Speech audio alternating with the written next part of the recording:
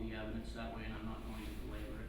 This is a case that we feel strongly about, that the defendant should not be paroled, but that's something, an issue we would bring up with the Board of Pardons. We know this court, there are members of the victim's family that would like to be heard. We'd ask that they be heard at this time. This is a very hard situation. I'd like to tell you a little bit about my mom, if I may. You may.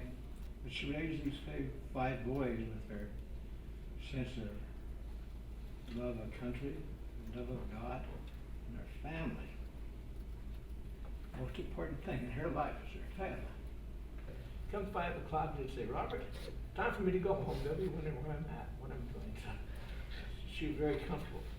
And the impact of this on her family, on her, and on the community. So, how does a woman who stood 4'7" and weighed less than 100 pounds have any hope of fighting off an attacker?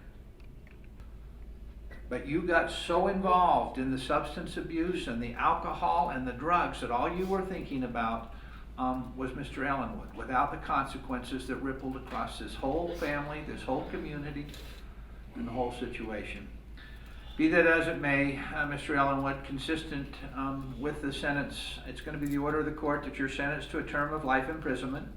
I understand that this carries with it the possibility of parole. However, you and your counsel have both waived your rights and stipulated that the Board of Pardons can consider, in fact, your counsel is recommending that you do a minimum of 25 years to life. The state has taken the position that you should never be released from prison. And obviously the family's opinions on this range from more serious sanctions to the fact that you never ought to be released from prison. I think you're the type of person that unfortunately needs to be locked up in a situation for the rest of your life, and that will be my recommendation to the Board of Pardons.